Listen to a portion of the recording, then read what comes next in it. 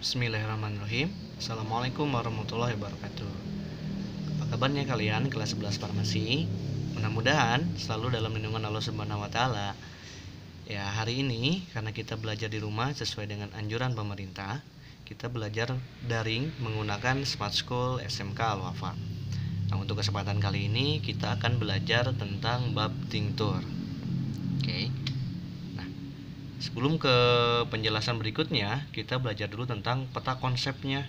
Peta konsep dari tinctur yang pertama adalah kita akan menjelaskan tentang pengertian tinctur itu sendiri apa, kemudian pembagian tinctur itu apa, di mana pembagian itu ada 3. Yang pertama berdasarkan cara pembuatannya, yang kedua berdasarkan kekerasannya, yang ketiga berdasarkan cairan penariknya. Kemudian setelah itu kita akan membahas pembuatan tinctur, penyimpanan, dan persyaratan tinctur. Cuma untuk kali ini kita hanya akan membahas tentang pengertian tinctur dan pembagian tinctur. Oke, kita lanjut ya. Pengertian tinctur. Tinctur adalah sediaan cair yang dibuat dengan cara maserasi atau perkolasi dari simplisia nabati atau hewani atau dengan cara melarutkan senyawa kimia dalam pelarut yang tertera pada masing-masing monografi. Kecuali dinyatakan lain, tinctur dibuat dengan 20% zat berkhasiat dan 100% zat yang berkhasiat keras. Pembagian tinctur yang pertama adalah berdasarkan cara pembuatannya. Berdasarkan cara pembuatannya itu terbagi lagi menjadi 2. Yang pertama adalah tinctura asli atau tinctur asli. Tinctur asli adalah tinctur yang dibuat dengan cara maserasi atau perkolasi. Tentu kalian telah mengetahui apa itu maserasi dan perkolasi pada bab yang sebelumnya, itu pada sediaan galenik. Contoh dengan maserasi, yang pertama adalah capsicum tinctur, yang kedua myrrhe tinctur, kemudian opii aromatike tinctur, opii tinctur, valeriane tinctur. Kemudian contoh dengan perkolasi ada belladonna tinctur, cinnamomum tinctur, digitalis tinctur, IPK kuanhe tinctur, dan strychnia tinctur. Itu berdasarkan cara pembuatannya berdasarkan maserasi dan perkolasi. Kemudian yang kedua adalah tinctura tidak asli atau tinctur palsu.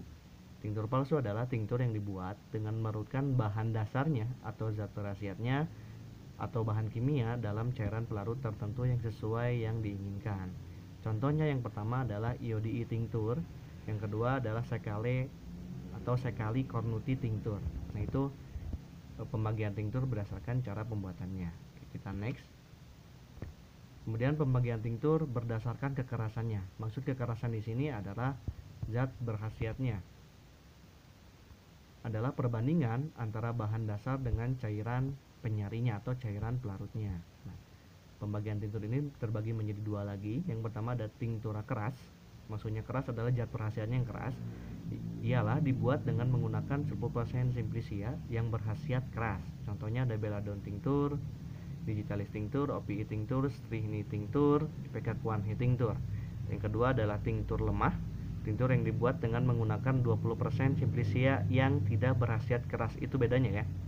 Kalau tinctur keras adalah 10% zat berkhasiat keras, kalau tinctur lemah adalah 20% simplisia yang tidak berkhasiat keras. Contohnya yang pertama adalah cinnamomum tinctur, valeriane tinctur, dan myrrhe tinctur. Itu yang berdasarkan kekerasannya. Kemudian yang ketiga berdasarkan cairan penariknya atau cairan pelarutnya. Yang pertama ada tinctur aether atau dibacanya tinctur etere.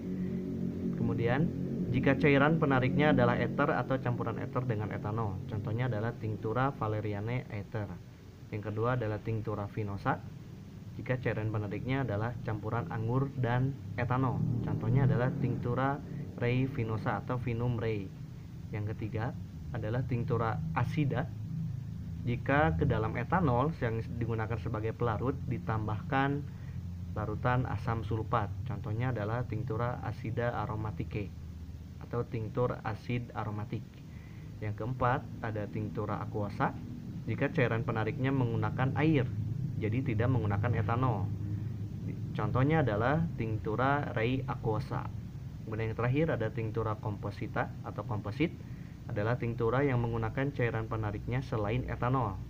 Karena dia menggunakan penarik atau cairan pelarutnya selain etanol, hal tersebut harus dicantumkan pada nama tinctur tersebut. Contohnya adalah tinctur kine komposit.